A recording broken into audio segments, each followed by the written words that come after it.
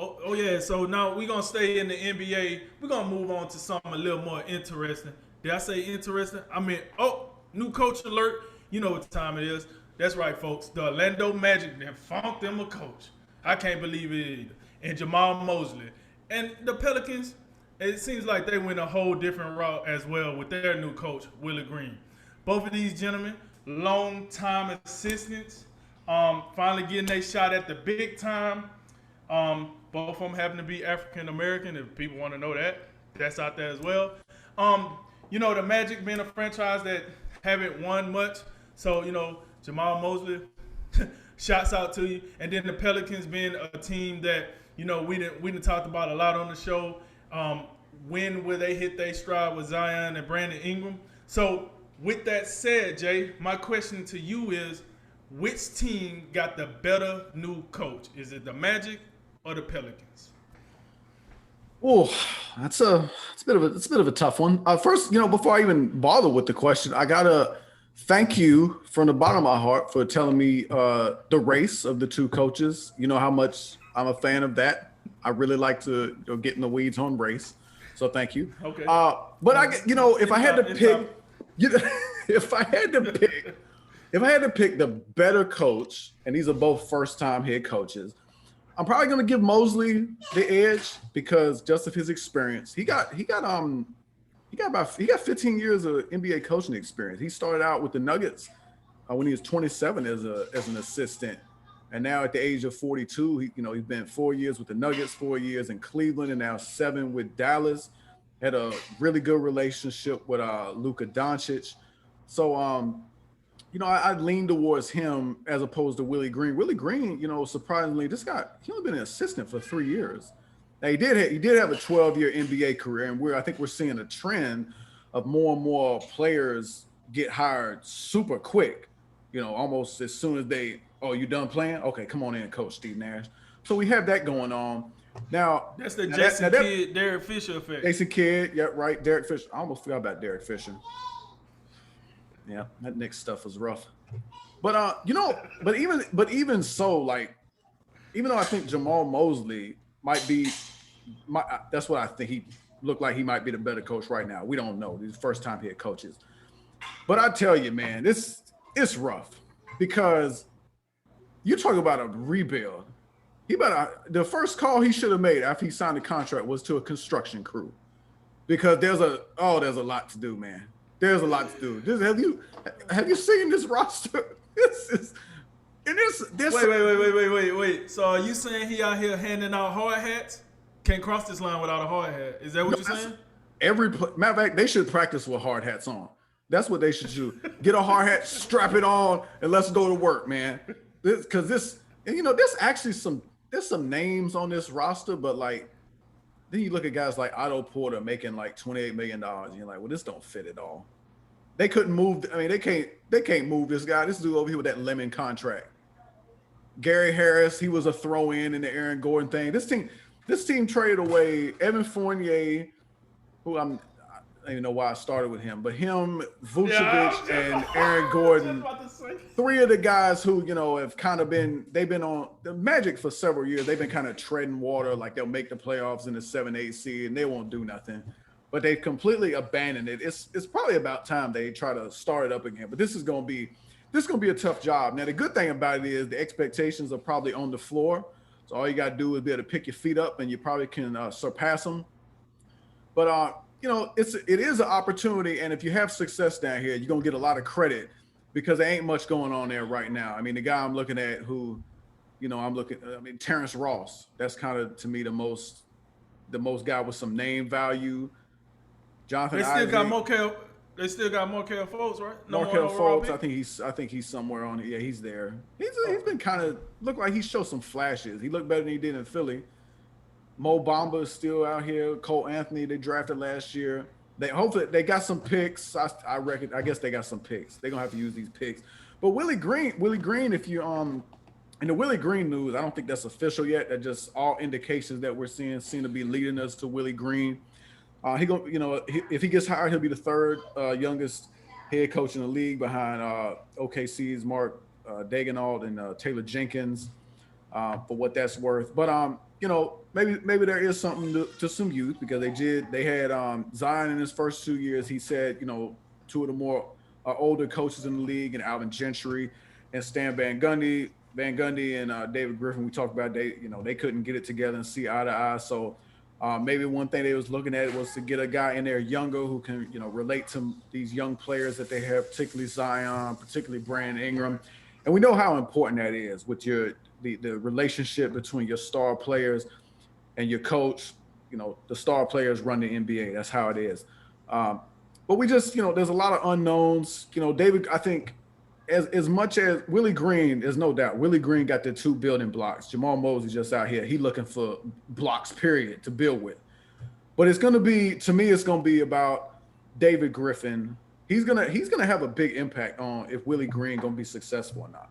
Because he got to, as I've said before, David Griffin, he got to spend some time, look himself in the mirror, stop pulling this old Eric Bledsoe, Lonzo Ball crap that it looked like a racket from the start. And then you gotta place a premium on shooters. That's one thing that Philadelphia learned this year. They got some more shooters, and that's kind of how they unlocked the full potential until they, we know it didn't finish quite the way they wanted to, but they looked like they were more capable of doing big things. So, for me, when I look at New Orleans, I'm gonna be looking more at David Griffin than Willie Green, and then Orlando. I don't even know if I'm gonna be able to look at to him, but I do wish this guy Jamahl Mosely the absolute best of luck. That's gonna be a tough job. All right, so I want to start off with a point you made about the youth. The youth, I beat this drum in the NFL and the NBA. I said this on multiple shows.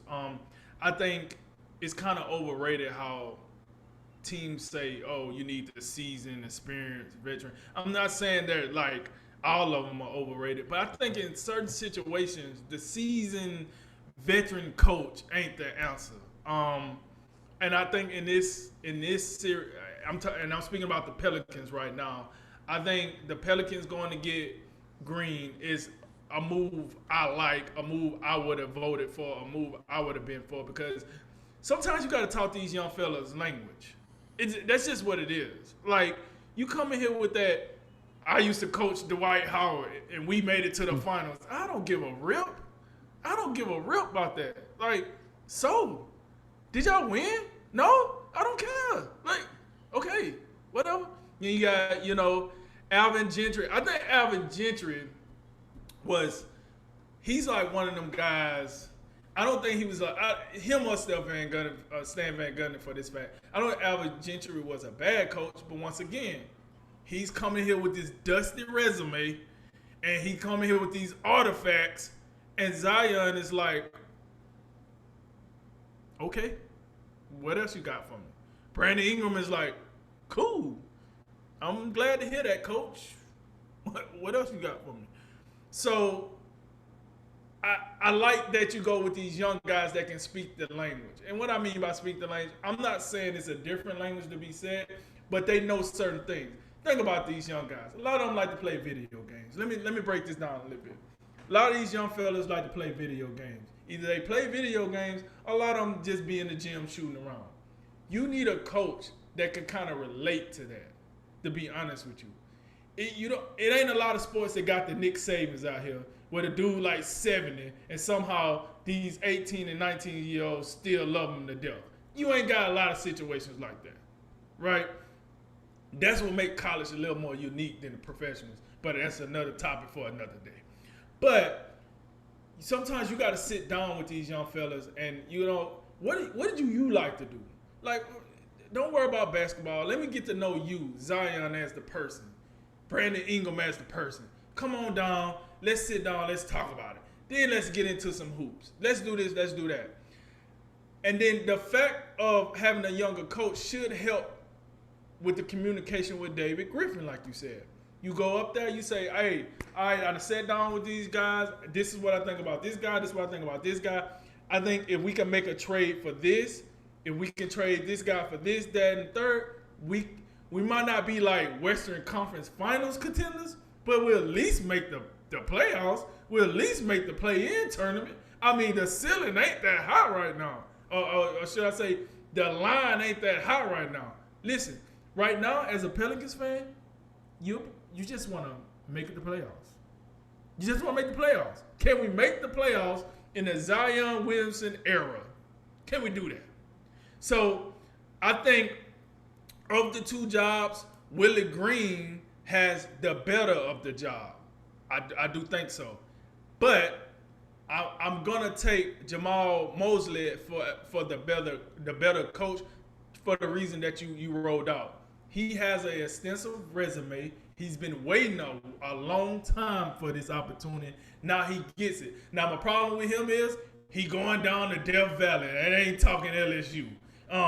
Siberia, Guantanamo Bay, Fort Leavenworth. Whatever you want to call it down there, that is what the Orlando Magic is. You usually go down there for your career to die. Let's be real. You heard what I said about Stan Van Gundy earlier. This team ain't been good since Stan Van Gundy was there. I'm just saying.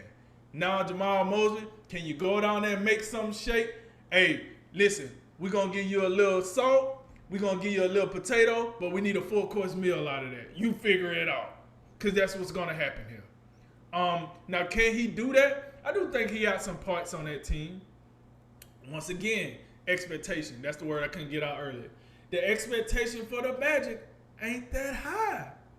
It's not that high. For them, it's probably a play-in tournament. Can we make it to the play-in tournament? Can we play in the play-in tournament? I mean, we want people to come and watch us play for something other than the bubble. Can we do something here? So I'll be honest, Jamahl Mosely work is pretty cut out for him. But if he can turn this around, being a new coach, new, shall I say, African American coach, if he could turn this around, this is buckets. This is what you want, and I think he could make it happen. Now, listen, what they say, Rome wasn't built in a day. This ain't gonna happen in one season, but what can happen in one season is progression, strides, something to build upon. That can happen. And for both of these guys, that is what we're looking for. We're not asking for the Pelicans to be in the Western Conference Finals. We're not asking for the Magic to be in the the Eastern Conference Finals. We're just asking for them to be watchable at this point. Because right now, if both teams played each other, me nor you, nor half of ESPN or TNT gonna watch that mess. We ain't watching. And you know I ain't lying. So with that said, to answer the question, like I said, I think Jamahl Mosely is the better new coach. I just think that Willie Green is going into the better situation of the two.